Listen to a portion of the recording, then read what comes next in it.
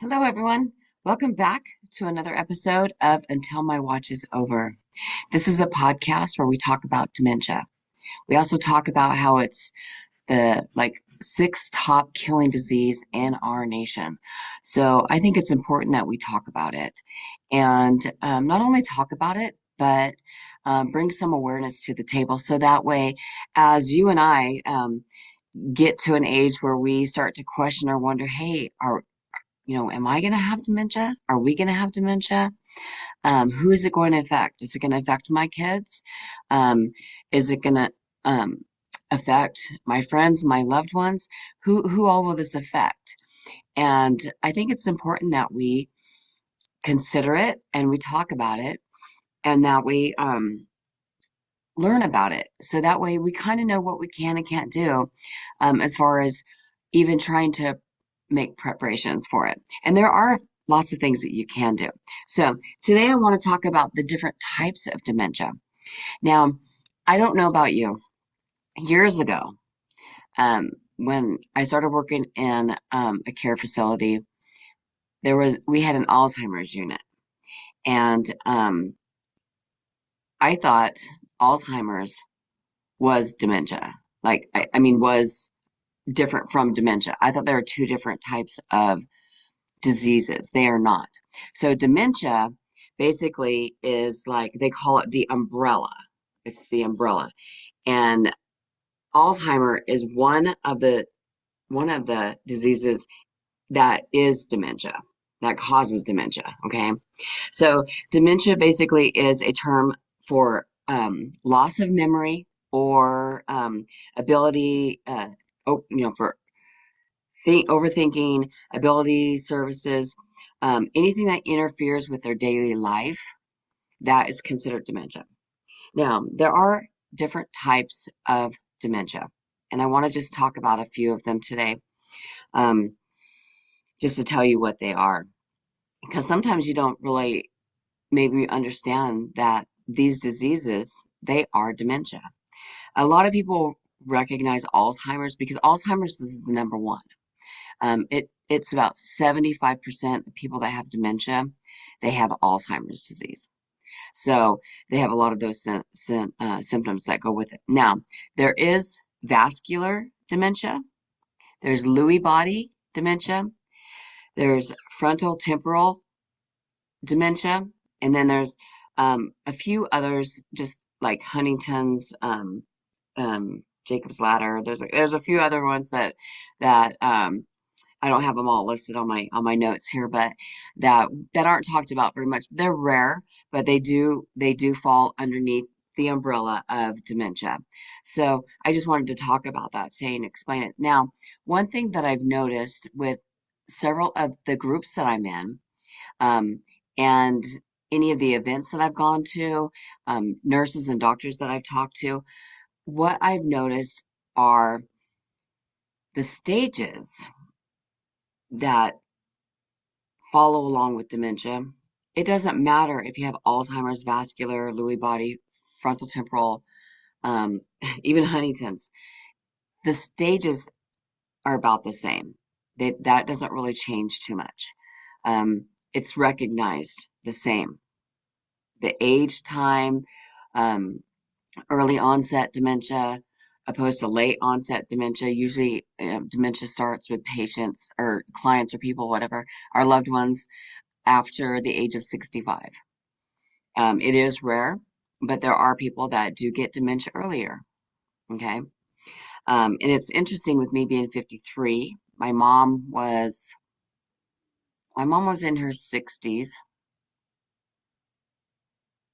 Yeah, she was in her, I wanted to say probably early 60s, 63, 64, when we started noticing, slight changes within her. Of course, she was in denial for quite a bit of it. She also had a lot of other medical issues, so it was really hard to determine or actually put an actual diagnosis of, hey, she has dementia. And even her doctor did not want her to go to the doctor or get tested for it because she didn't think as her primary doctor that she really had dementia. She thought, okay, it must be, because she has an infection in her knee, or um, she has a UTI, or she's having kidney problems, or it varied depending on what her medical conditions and symptoms were. So um, it changed the outcome, because I honestly think that they should have diagnosed her sooner, because we could have been more prepared, if that makes sense, and been able to have a lot more awareness, could have looked more into it. Um, and we could have tried to get her more help a little sooner. Okay. Now, one thing I want to mention is, I don't know about you, but some of the medications that are prescribed to our loved ones, they actually don't help dementia. They actually, you know, enhance it. It makes it, um, literally makes it worse, okay, if you will. And I mean, it can even cause it. So I want to encourage you today that if you're taking care of someone, you're a caregiver, go through all of the medications that they're taking, all of them, and do your research, do your homework. I will be doing a podcast on the ones that I've researched and what I've found and what I've learned from them, and how to manage it, reduce it, or completely eliminate it. So there are some medications that you don't want to just cold turkey cut them off from. If you've learned that that medicine actually causes dementia, it doesn't help them with dementia, um, which just blows my mind that they're being treated for dementia. And obviously, they're being treated for other issues too. Because, like, my grandmother has really bad anxiety. She has, she gets really nervous. She's got nervousness. And, but she also has other health issues. Okay. Not, not, well, I say not severe. I guess they are severe, because she has congestive heart failure, and she has honeycombing in her lungs. Um, we have to watch her water retention, and we have to be careful what she eats, because she chokes on all of her food. I mean, there's so many different things that are happening with her, with the stage that she's in right now. But it's interesting that, like, the honeycombing in her lungs and the congestive heart failure is not a problem for her. She's not having trouble breathing. She's not on any oxygen. She just had a complete evaluation last week, and I'm so excited that, because she just turned 95, and she's like a clean bill of health, like perfect. Her blood, her heart rate. They checked her for diabetes. She hasn't had diabetes since she's lived with me, um, which has been 6 years now. And we worked on that right from the very beginning. When I found out she had diabetes in the beginning, I started working with her on helping her to get out from underneath that. Like, if we can get those things, those minor things taken care of, it's going to help the process, especially when they're going through dementia. So you're already going to have enough on your plate with handling dementia on its own, but all of the other things that get added on top of it, if you can get a handle of that and try to work through it to where your loved one is as healthy as possible, um, it's going to make it so much easier for you, and it's going to make it so much better for them. So it's a win-win. It's not a not a bad thing. It's a great thing. So I find it very interesting that when I am um, going through her medication, and I'm reading that certain medications are causing dementia, and I'm thinking, this is insane. Why would a doctor, knowing that it causes dementia, even give this medication to someone? And it just blows my mind. And I know that if you've ever watched a commercial, on, pharmaceutical commercial, where they're talking about a new prescription that comes out, and they get towards the end of the commercial, and they got that little spill, that little 30-second, they talk super, super fast, and they tell you, be careful, because this could cause X, Y, and Z, and blah, blah, blah, blah, blah, blah, blah, blah, blah. And they say it super fast, and you kind of get a little bit of it, a little bit of it, a little bit of it. And the more you hear the commercial, the more you catch more and more of it, and you become more in tune to it. It's funny because my daughter and I, we listen to it, and we'll watch some of the commercials on TV, and we're like, oh yeah, we want to run right down and get on that medication because, it causes severe headaches, it causes seizures, it causes diarrhea, it causes, all of these dysfunctions. So yeah, I want to run right down and get on this. But the thing is I know that the medications might help one thing, but they might end up messing up 10 other things.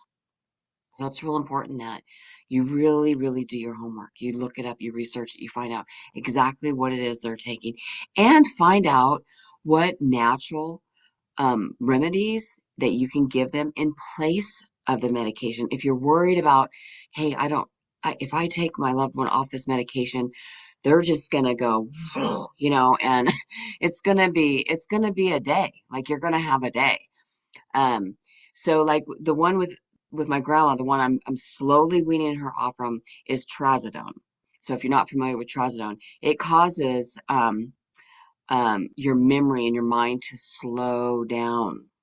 Okay. Well, we know what dementia is. It's memory loss. Okay. It's already the inability to function normally. So why would we give her a medication that's going to enhance that? For myself, it blows me away. It really just blows me away. And it kind of agitates me a little bit. But I'm not going to get into the whole pharmaceutical realm of things, not in this episode.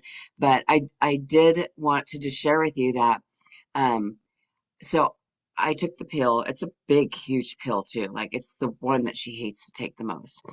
And there's lines in it. There's 2 lines in it. So I snipped off a piece and started and just took off a little bit of it, reduced it a little bit every night, just reduced a little bit. Did that, took that one piece off for a week. And then the doctor came and I talked to her and I said, hey, I want to let you know that this is what I'm doing. And I go, and what I'm really trying to do is actually wean her completely off from this medication. I really don't think that she should be on this medication now that I know it actually enhances dementia. And it's really putting her into a complete brain fog. And she's kind of like just a zombie when she's on it. She just wants to sleep all the time. She doesn't want to communicate. She doesn't want to talk. And what I have noticed is since I started, she's down to half now.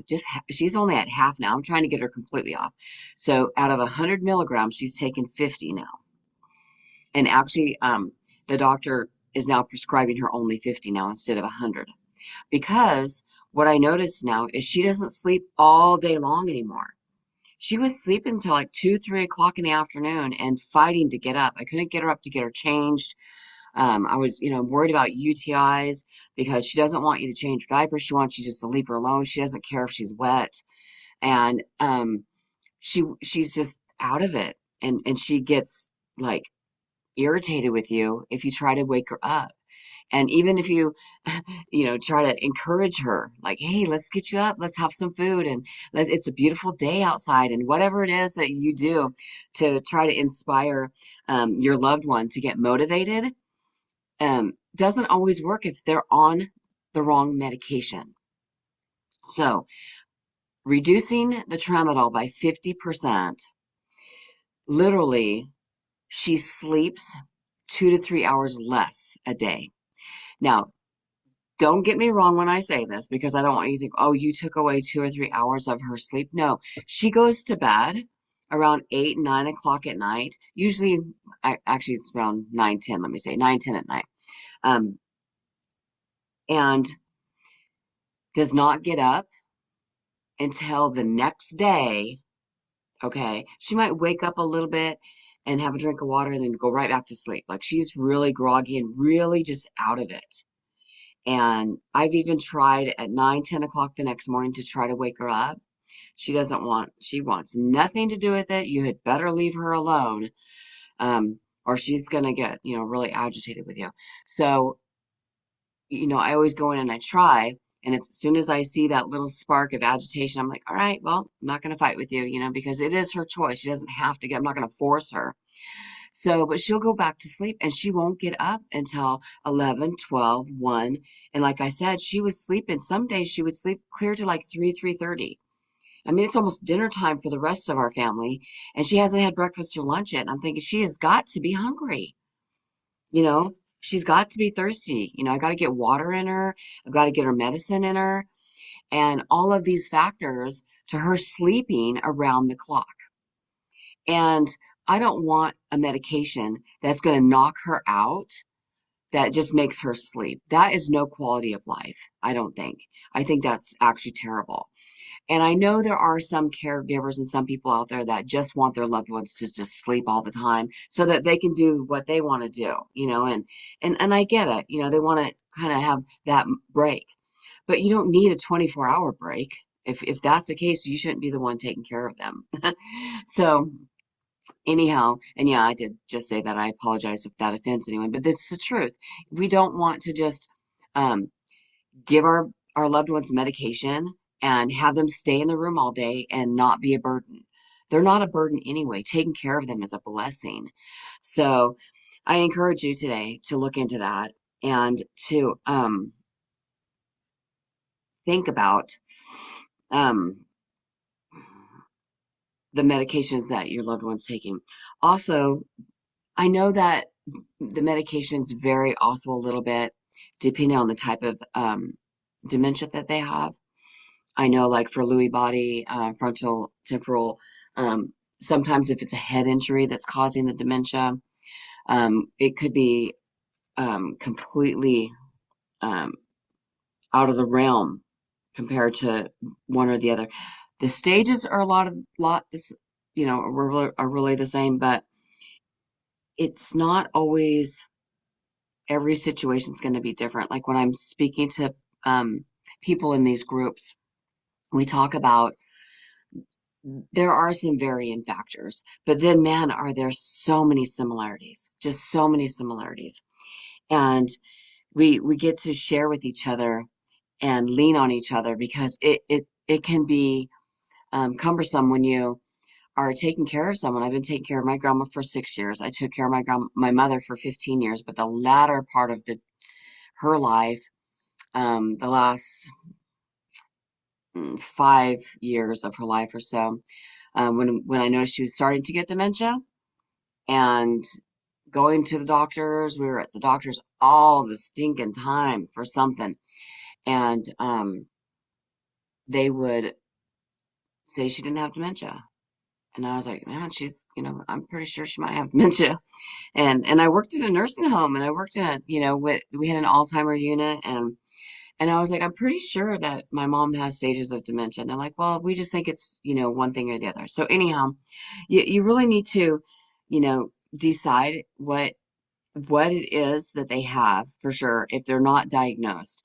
Because going undiagnosed was, I feel for myself being a caregiver, was not fair for my mom and for myself because was she getting the right care? Was she getting the right medication? Could she still be alive today had we known some of the things that were going to come about?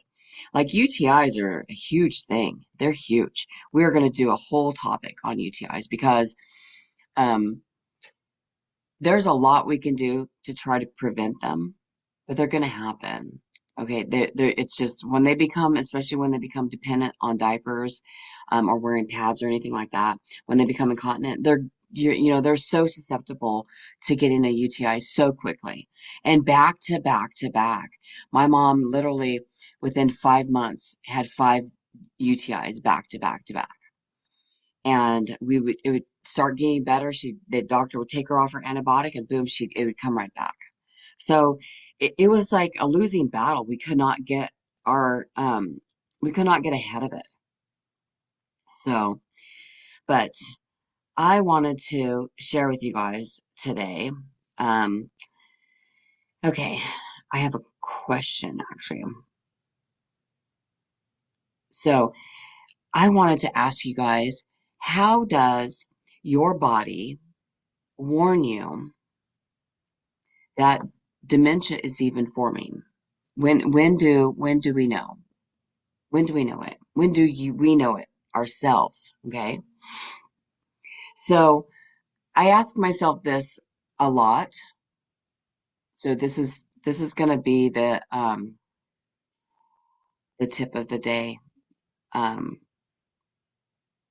that I want to share and talk about today.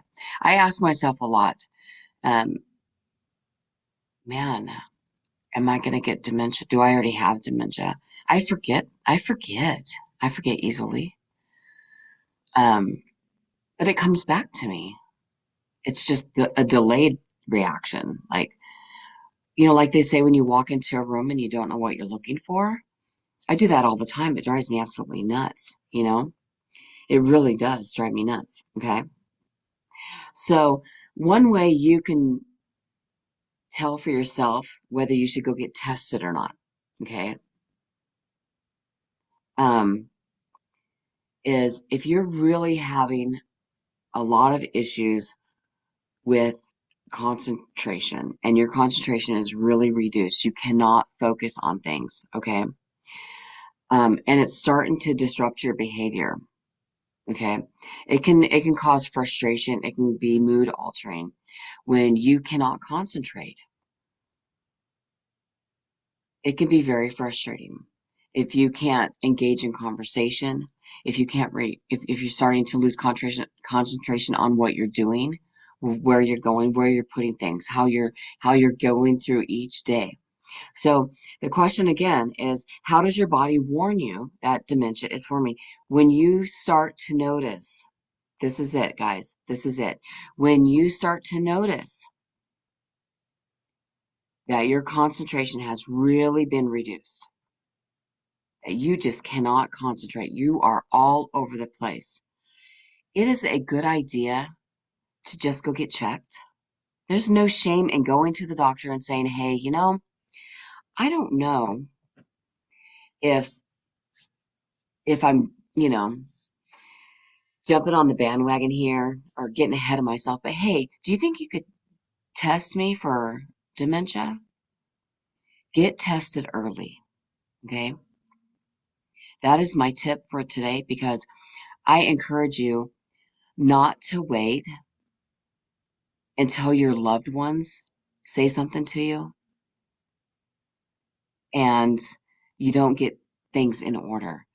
So it's really important that you get your stuff in order, especially if you're my age. I'm 53 and I've already got a plan in place for my daughter. So if I get dementia, she's just gonna lock me in the bedroom and then shove some food under the door. No, I'm just kidding. She's not gonna do that. But I have a game plan with my children and my family, and we've talked about the nursing homes and um, the care and what comes with it and whatnot. And with us being experienced because we take care of my grandmother and my mom. Both of my daughters help me also take care of my mom as well. Um, actually, all three of my daughters help me take care of my mom. And it wasn't until she got the diagnosis from the doctor that yes, she has dementia. She does have dementia. Okay. Now, my mom didn't want to hear that. And I guarantee it, if you are getting to the point where you are showing some symptoms of dementia, you're not going to want to hear it either. I don't want to hear it. I don't want anybody telling me, you know, you're, sometimes my daughter calls it the D word. She's like, Mom, D word. And I'm like, no. If I have a moment and I walk in the room and I walk out and I'm like, what was I looking for? And she's like, Mom, D word. And it's kind of like it throws me for a loop because I'm like, no, we're not there yet, you know. But you know what? There's nothing wrong with going to the doctor and seeking out that advice and finding out, hey, do I have this or not? Like what is it? What is it that I have? Am I just forgetful? What's the matter? Now, there is some normalcy to forgetting things. Okay, let's not jump the gun and be like, oh my gosh, I forgot one time why I went into the other room and I don't know what I went in there for. There is some normalcy to memory loss. Now, dementia is when it literally starts to take an effect on your life. That concentration, that frustration that I was talking about. When you get to the point where you're feeling like that and you get agitated and you're just like always overwhelmed because you don't know what you're doing, then you'll need to get some help. But it's okay to get help ahead of time. It's okay to put things in place. It's okay to become aware of some of the things that'll happen. So that is my tip for today. My tip for the day is, how does your body warn you that dementia is forming? How does your body warn you? And that's how it warns you. And I know you might think, well, that's not really informative. Like, people get distracted and lose concentration easily, especially in the world we live in, okay?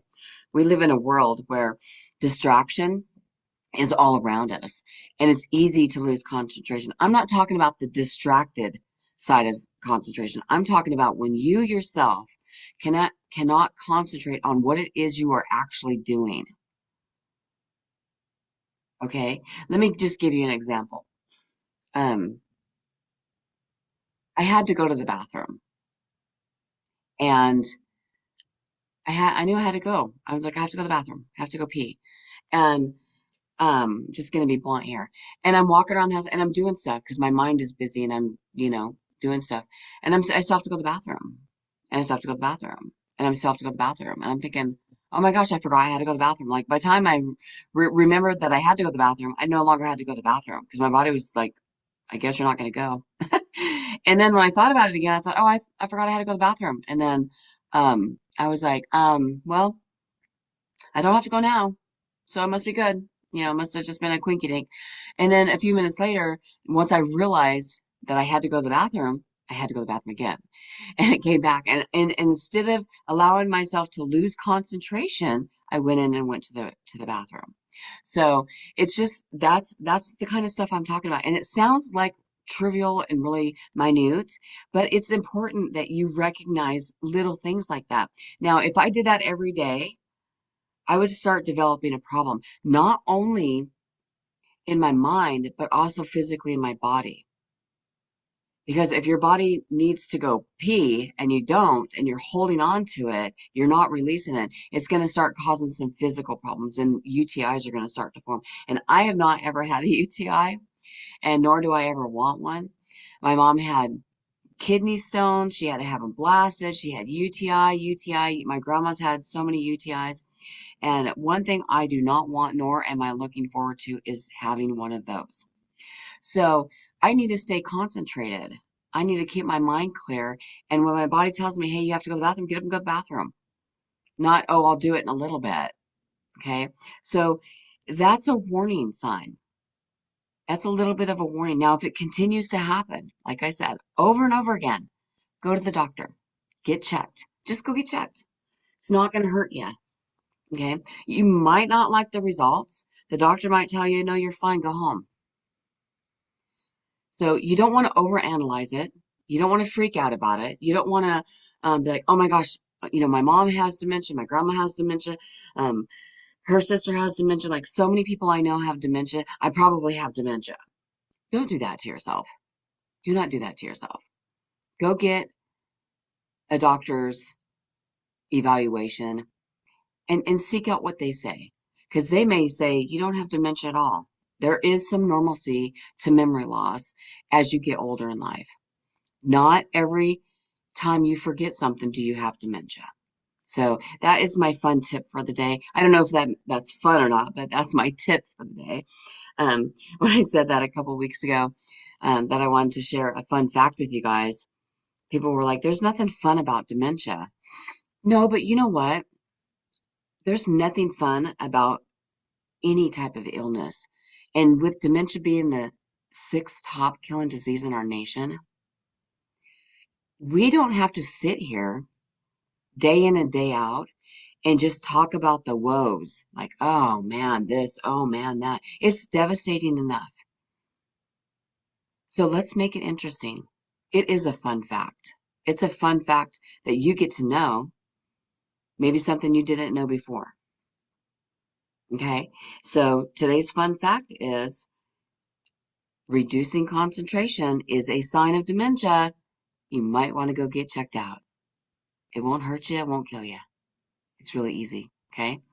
Doctors don't really mind. You know, they don't mind. They want another penny or two in their pocket with no questions asked. They do not care if you call them up, make an appointment, even if it's unnecessary. Okay. Go get checked. They're going to send you to a neurologist. They're going to do a couple of tests. We'll talk about that too in another episode. Um, there's a couple tests that they do, which I found it to be really interesting when they did my mom's dementia test, and I thought, how are you really going to know if she has dementia by doing that? I mean, my mom passed the test, so I don't even know. She still got diagnosed with dementia. So, which I was, glad that she did because she really needed to be diagnosed with dementia. I wish they would have diagnosed her sooner, like I mentioned. But anyhow, I hope that this episode was helpful, somewhat informative, and I hope you're all getting ready for the holiday that's coming up. Christmas is right around the corner in a couple of weeks. I hope you're not getting too stressed out about that. The next episode, we're going to talk about that. We're going to talk about preparation for the holidays because um, don't let yourself get overwhelmed. We're going to talk about it, okay? So I hope you all have a wonderful day. Today has been another great day of coming on here and talking and sharing with you just some simple information today, nothing too elaborate. And let's make the best of it. Each day is a gift, each day is a blessing. So, again, until my watch is over, I bid you all a farewell and you all have a great day. Take care.